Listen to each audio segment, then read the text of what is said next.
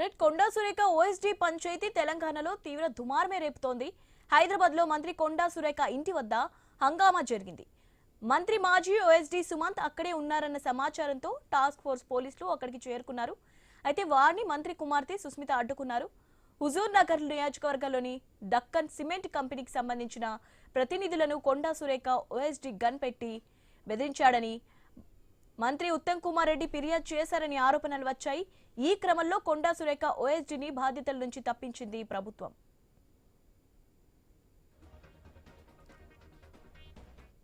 CM Revanth Reddy, మంత్రులు ఉత్తమ్ కుమార్ రెడ్డి, పొంగులేటి శ్రీనివాస్ రెడ్డిలపై కొండా సురేఖ కూతురు కొండా సుస్మిత విరుచుకుపడింది.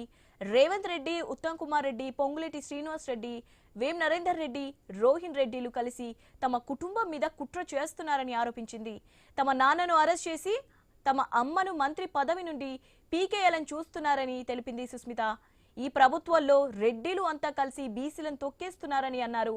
అసలు గన్ ఇచ్చిందే రేవంత్ రెడ్డి, ఆ గన్ రోహిత్ రెడ్డి తెచ్చి దక్కన్ సిమెంట్స్ వాళ్ళని డబ్బుల కోసం బెదిరించాడని తెలిపారు సుస్మిత.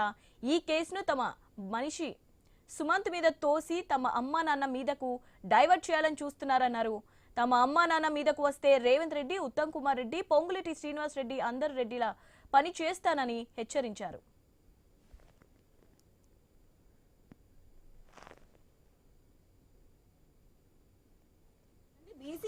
బీసీలు అనేమో రాహుల్ గాంధీ అరుస్తుంటే ఇక్కడ రెడ్లందరూ కలిసి బీసీలను మమ్మల్ని తొక్కుతున్నారు కదా. ఈ పొంగులేటి శ్రీనివాస్ రెడ్డి, వేం నరేందర్ రెడ్డి, రేవంత్ రెడ్డి చేస్తున్నారు. బీసీ మంత్రులను తొక్కాలని చూస్తున్నారు. ఇది కరెక్ట్ కాదండి.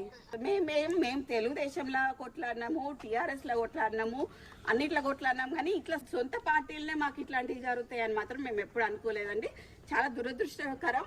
అండ్ దీంట్లో నేను మాత్రం ముఖ్యంగా చెప్తున్నా, యాజ్ అ డాటర్గా మా నాన్న దీంట్లో మా నాన్నని కానీ మా అమ్మని కానీ మా ఇప్పుడు సుమంత్ అనే అతన్ని కానీ అతను మా ఫ్యామిలీ మెంబరు, వానికి కానీ ఏమైనా హాని జరిగితే మాత్రం తీవ్ర పరిణామాలు ఎదుర్కోవాల్సి వస్తుంది గవర్నమెంట్. దీంట్లో పొంగులేటి హస్తం ఉన్నది, దీంట్లో రేవంత్ రెడ్డి హస్తం ఉన్నది, వేం నరేందర్ రెడ్డి హస్తం ఉన్నది. వాళ్ళు ముగ్గురు బాధ్యులు అవుతారు. మా అమ్మగారిని టార్గెట్ చేస్తున్నారు కదండి. బీసీలు అనేమో రాహుల్ గాంధీ అరుస్తుంటే ఇక్కడ రెడ్లందరూ కలిసి బీసీలను మమ్మల్ని తొక్కుతున్నారు కదా. రైట్, దీనికి సంబంధించి మరిన్ని అప్డేట్స్ మా ప్రతినిధి కిరణ్ అందిస్తారు. కిరణ్.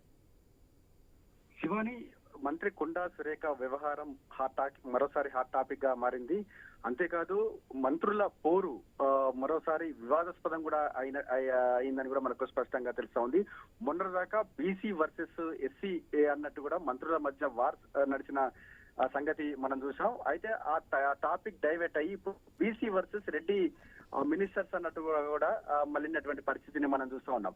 అయితే కొండా సురేఖ కూతురు కొండా సుస్మిత కొన్ని సంచలనమైన వ్యాఖ్యలు చేశారు. అయితే ఈ వివాదానికి సంబంధించి హుజూర్నగర్ వేదికగా కూడా ఈ పంచాయతీ మొదలైనట్టు కూడా తెలుస్తా ఉంది. హుజూర్నగర్ సెగ్మెంట్ లో సిమెంట్ సంబంధించి అక్కడ కంపెనీ నిర్వాహకులు అటవీ శాఖ సంబంధించిన భూములను ఆక్రమించారనేది వారిపై ఉన్నటువంటి ఆరోపణ.